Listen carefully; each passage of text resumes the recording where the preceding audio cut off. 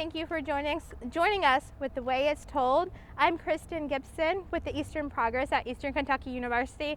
I have a very special guest with me today. I have David Billips here. He actually inspired me to start this podcast, a podcast about people and their passions and the way they live that in their lives. I met David in the least expected place, an astronomer in a restaurant. We were servers at a fine dining restaurant in Somerset, Kentucky, and I was telling him about my astronomy project. I was supposed to go to an observatory and see everything that I can and write a paper about it, but because of COVID, it got shut down. He heard me talking about this at work, and he says, "Hey, I think I'll count as your observatory project." And I said, "No way. How in the world?" He said, "Dude, I used to work for NASA." Well, he definitely worked for NASA, and he's very passionate about astronomy. And he is here to tell you about his telescope and how he fell in love with astronomy. Thank you for joining us today. Thank you, Kristen. And can you kind of start, when did you really fall in love with astronomy? When did it all begin? It goes all the way back to, I was a young scientist. I was in like second or third grade by the time I knew that I wanted to learn about science and astronomy. And I had a very small child's telescope, and I couldn't see anything. And it took me until 8th grade to realize why that was a problem. Now, in the 8th grade, I got glasses. I realized I couldn't see. I did not know that I could not see until then. And so once I got glasses in the 8th grade, I was carrying in my mom's groceries. And we had a set of things to go up into to carry the groceries in. And it was a clear night, and I had just gotten my glasses. And I had to take a break, so I kind of leaned over and put the groceries down, and I looked up. And that was the Big Dipper. I mean, it had to be the Big Dipper. It had to be. I'd been looking for it for years. I'd never seen it, but there it was, and I was hooked. The very, very, very next day at the junior high school library back in West Virginia, I checked out a little book called Peterson's Guide to the Stars. And just like anyone else at home can do, I looked up and I used the book, and very quickly I was able to learn the bright star formations and constellations. And with the aid of this telescope, which I purchased at the age of 14 for $1,000, I saved up $600 to get it, and my parents chipped in the other $4 when they realized their little boy really cared about astronomy. And by the time I was 16, with the aid of this little telescope, I had seen every planet, including Pluto, and all kinds of other things as well. Awesome. And so when I put down the groceries, I was hooked. I saw the Big Dipper, and that was it. Now, what is the most amazing thing that you have seen with your telescope? With the telescope? Now, that's a good question. To be honest, the most amazing thing I've seen did not require a telescope at all. The most amazing thing I've seen was the Leonid meteor shower. Every about 30 years, the Leonid meteor shower goes crazy. There are several meteor showers every year, but the Leonids go crazy about every 30. And so back in 2001, on November 18th, I literally saw 5,000 meteors. 5,000? 5,000. That is amazing. And in one night. What year was this? 2001. Wow, that is... On the morning of November 18th, 2001, I took about 15 or 20 people that I knew to the Red River Gorge in eastern Kentucky on a perfect night, and saw something I'd been waiting for 15 years. Every 30 years the Leonids go crazy. So yeah, we saw 5,000 meteors in one night. That did not require a telescope. All that requires is go outside, get a lawn chair, and look up. Awesome. And so back in the past, when you were first telling me about your story back at the restaurant, you were telling me that you were so enticed by astronomy that you memorized a whole book. Yeah, that's a fun story. So as I mentioned, I got into it early, and so by 14 I was all in. So I became a little nerd, as you'd call it, and I studied all the time. I did homework at home that wasn't assigned, and yeah, one of those things was I knew a guy who had an older brother, and he was in college, and he had an astronomy book. So it was William J. Kaufman, The Universe, Volume 1. And by ninth grade, at least by 10th grade, I didn't just learn the book, I memorized the book. I knew every single page, I knew every single word. And then I was really lucky because when I got to college, I attended the University of Kentucky as a physics major. And turns out, freshman astronomy, William J. Kaufman, The Universe, Volume 3. So I already knew the whole book. And so when you got into college at the University of Kentucky, you had an opportunity to work at NASA. Tell us a little bit about that. Well, when I first got the job, I was like, wow, this is what I've been dreaming about for 6 years. But I thought, you know what? Okay, fine. I'm afraid they might even have me sweeping floors. I'm fine to be the janitor at NASA. I get to work for NASA.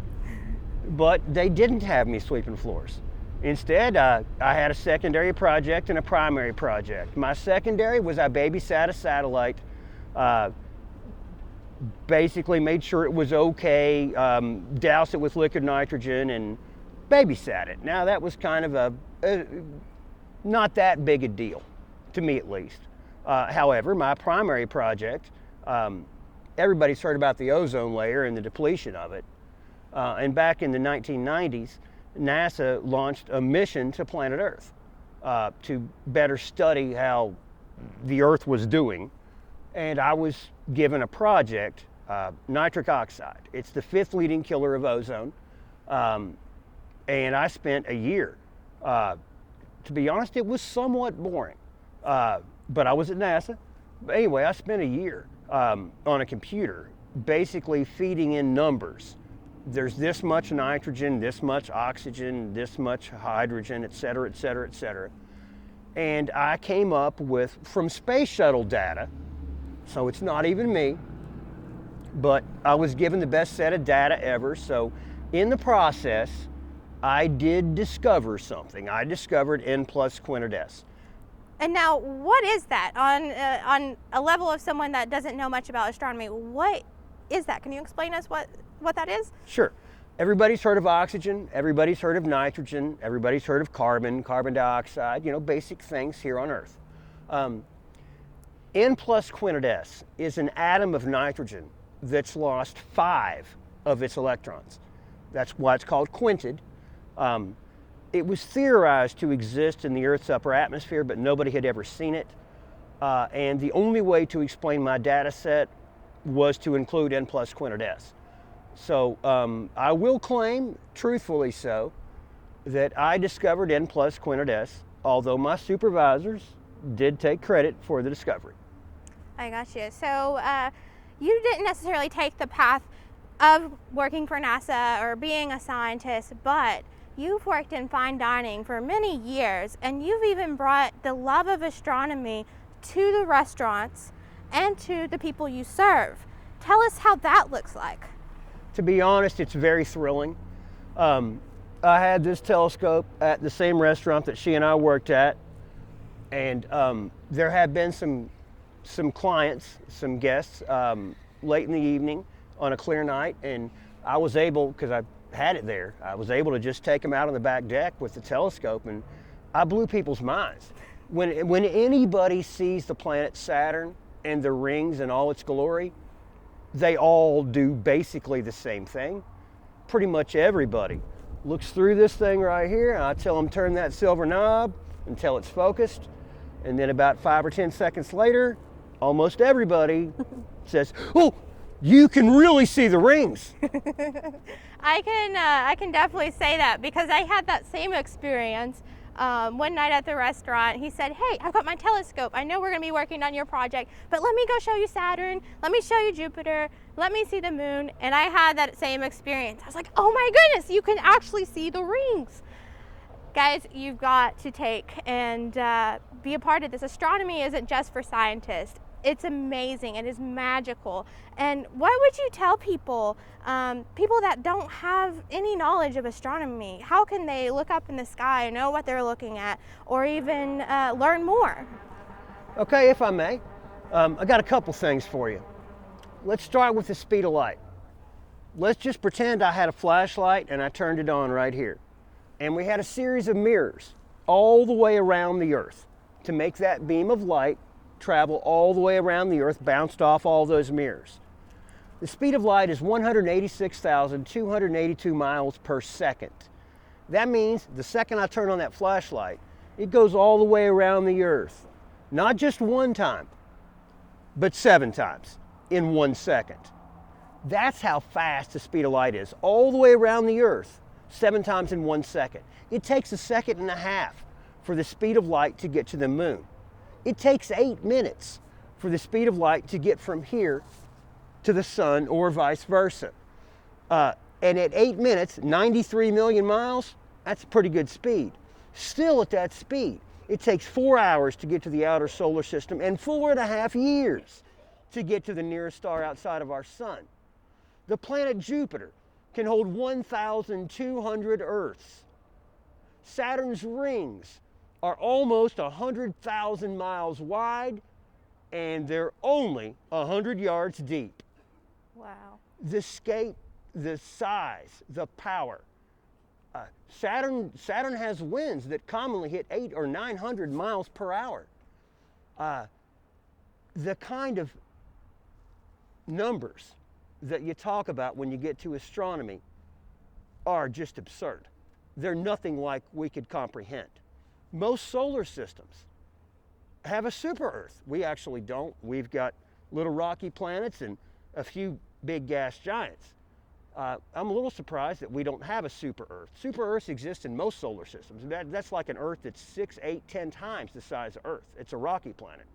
And there's just so much stuff out there that, wow, I was awed.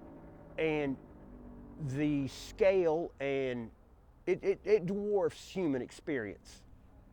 Definitely. Now, so for someone that wants to look up, where can they start? Well, that's a good question. I would start by doing what I did in the 8th grade. Go check out something. Go get Sky and Telescope or Astronomy magazine at your local Walmart.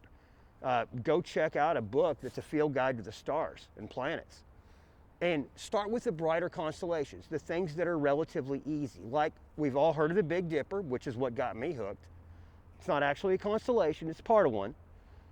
There's also Orion, the Hunter. It's a very recognizable constellation, easily visible in the winter and spring sky. And then once you have a point, for example, right now Mars is up in the evening sky, and by the time we get to real spring, by May, Venus is going to be obvious right after sunset, and it will be all the way straight through the fall. And even a child's telescope will show you Venus's phases. The planets, at least most of them, are pretty easy to see. People find that surprising, but it's true. All you have to do is start to learn. It's not any harder. I'm not saying this is easy, but it's not any harder than learning the 50 states of the United States.